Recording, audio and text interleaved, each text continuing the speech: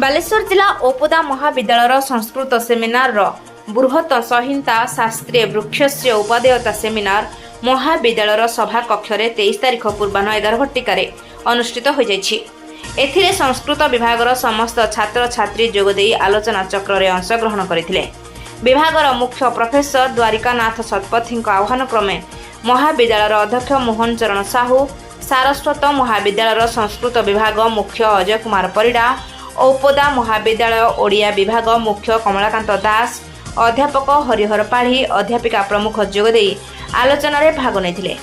आनुष्ठानिक भाव उद्घाटन पर द्वारिकानाथ शतपथी अतिथि मानक परिचय प्रदान सह प्रारंभिक सूचना प्रदान करथिले। संप्रति वृक्षर आवश्यकता जे केते गुरुत्वपूर्ण, पुणी आम मनीष समाज निजर स्वार्थ साधना पाई दरकारी गछ को काटी देउछि। वृक्षरोपण सांगकु वृक्ष लगाइबा और ताकु जत्न नेबारे छात्र छात्री मानक भूमिका जे केते गुरुत्वपूर्ण ताहा दर्शाइथिले। कवि निरंजन प्रसाद बारिकों कविता गछटिए मु गछटिए पिलामानक द्वारा बेस आदृत हेउथला। छात्री भाग्यलक्ष्मी महंतों समेत 5 जन छात्री सुंदर वक्तव्य प्रदान करथिले।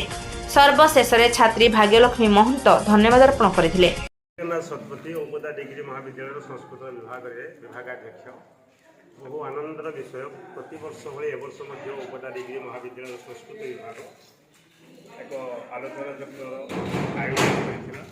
जो आयोजन चक्र में मुख्य उद्देश्य था समाज में वृक्षर आवश्यकता या आलोचना चक्र अंशग्रहण कर छात्र छात्री मैंने सहयोग करते।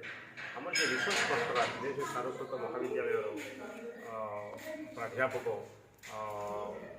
अजय कुमार परिडा महोदय से बहुत वृक्ष संबंध में आमको उपकारिता संबंध में एमती बखाणिले यह प्रत्येक नितांत अपरिहार्य।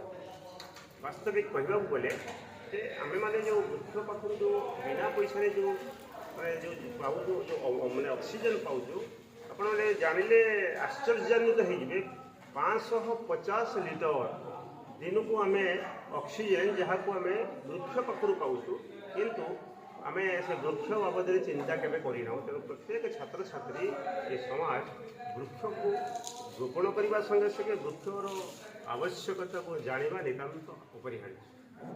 मो ना अजय कुमार परिडा, मु सारस्वत महाविद्यालय अंतपुर रे संस्कृत विभाग रे अध्यापक अच्छी। वृक्ष सहित आमर संपर्क बहु प्राचीन कालरू एपर्यंत रही आसी। वैदिक जुगरे वृक्ष पूजनर विधि व्यवस्था थिला एवं मनुष्यर दैनंदिन जीवन रे वृक्ष सर्वविध उन्नति रे लागू अछि।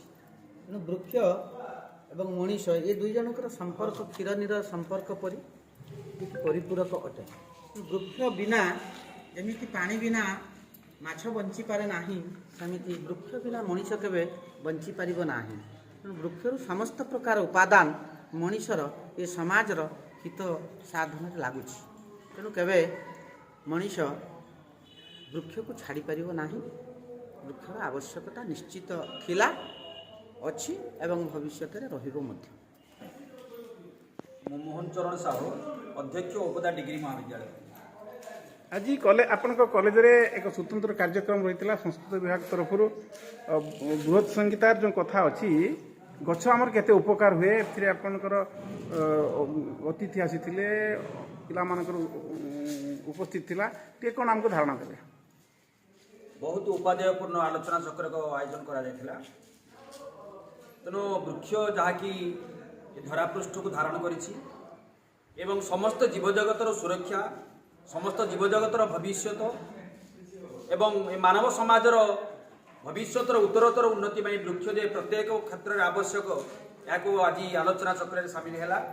एवं ये आलोचना चक्र में समस्त छात्र छात्री एवं से सामिल होता अध्यापक कर्मचारी समस्ते निजे प्रतिज्ञा कले प्रत्येक जीवन काल भितर निहाती से वृक्षरोपण करेंगे एवं वृक्षरोपण कर समाज को सुरक्षा करने सहित विश्व परिवेश शांति श्रृंखला रक्षा करेंगे।